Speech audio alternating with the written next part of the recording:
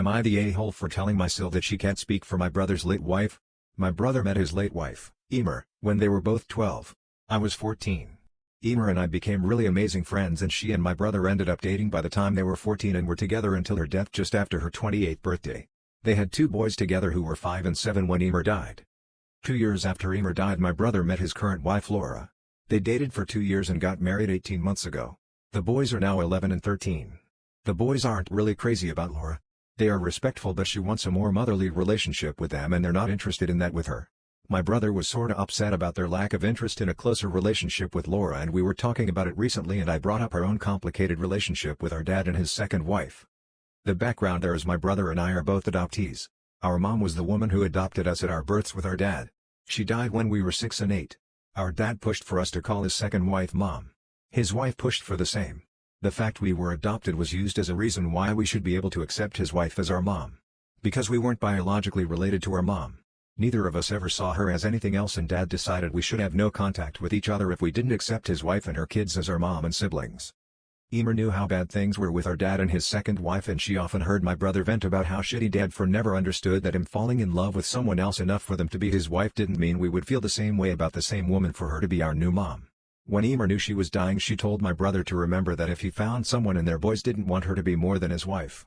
She also wrote him a letter and touched on it there. He had me read the letter to him after Emer passed. Talking this all through with my brother helped him to realize he was doing what our dad had done. He said he somewhat understood Dad a little, in that the hope was there, but he never wanted to do to his boys what Dad did to us. He and Laura spoke. Then a couple of days ago my brother and Laura were at my house, and she was trying to tell him that Emer would have wanted the boys to have a second mom, and it's what all parents want. They would want someone doing that for their kids. My brother told her he knew that wasn't true. She asked if he really believed that and said he might have picked it up wrong. I told her she couldn't speak for Emer. I reminded her that I was present when Emer said it, and I read the letter to my brother. She told me I should be backing her up, and if I love Emer so much I would agree that she would want that. My brother told her I knew Emer. She said that didn't mean I had to accuse her so harshly. Am I the a-hole for suggesting we leave my 4-year-old niece home when we go to Disney World? My sister went to Disney World with her husband and 2 daughters. Let's call them Millie and Mara. Millie and Mara are 7 and 4-year-old respectively. They had so much fun my sister asked if the 2 of us could go for my birthday in a few months.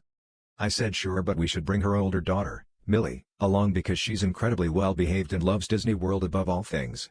I felt it would be a nah move to go without her since she would enjoy it more than both of us combined. My sister said she couldn't do that because, while she'd feel like an ah going without Millie, she would feel like an even bigger a-hole taking Millie and leaving Mara behind. She said if Mara ever found out she would feel betrayed.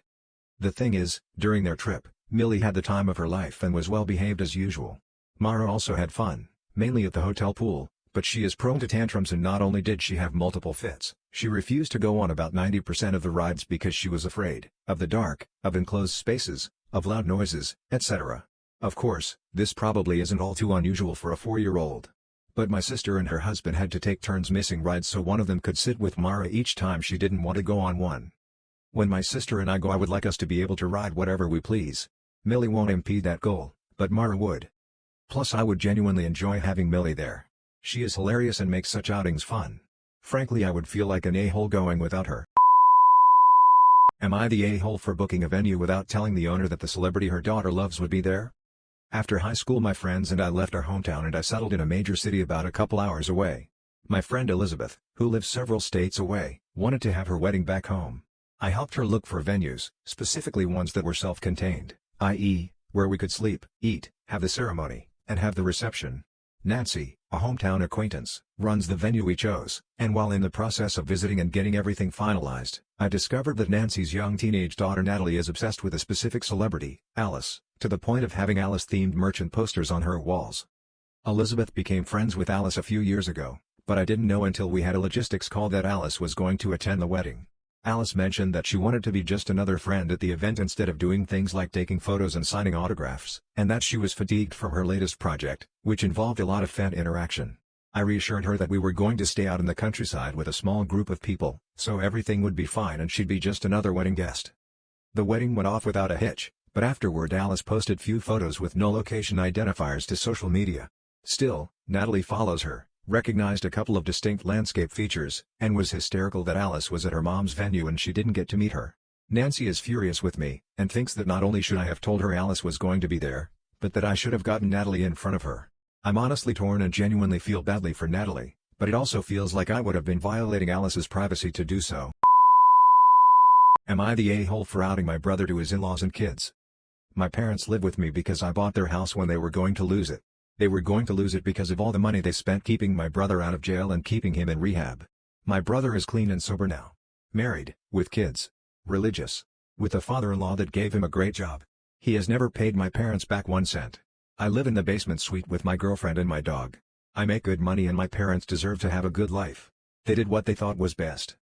My brother had us all over to his house for a barbecue. It was a good meal and his kids are all right for being his offspring. He then proceeded to mock me for still living at home, smoking weed, and playing video games while living in sin. I told him to shut up and leave me out of whatever was going on. He said that he just knew I could be doing so much better if I applied myself and looked for guidance. I thanked him for the meal and my girlfriend and I went to leave. He yelled that he was just telling me what I needed to hear to motivate me.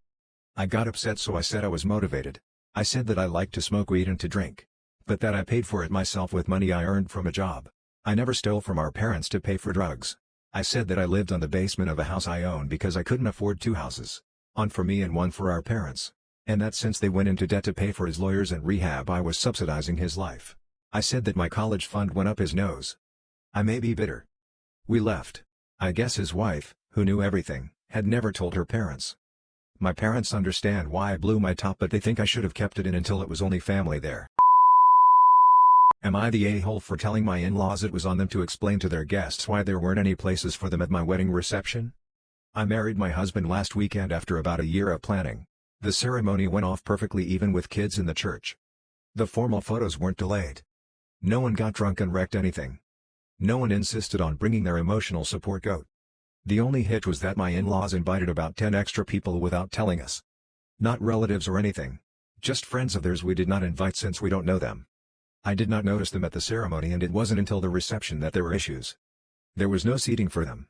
Our best man and groomsman found a folding table and chairs for them to sit at. There was food, we went with a buffet, but since we sent the tables to eat by number and they didn't have a number, they were sent last after everything had been picked over. My in-laws were embarrassed that their friends were being treated that way. I, very politely, asked them what they expected when they invited people without telling the people planning and paying for the wedding. They said we needed to go apologize for their treatment.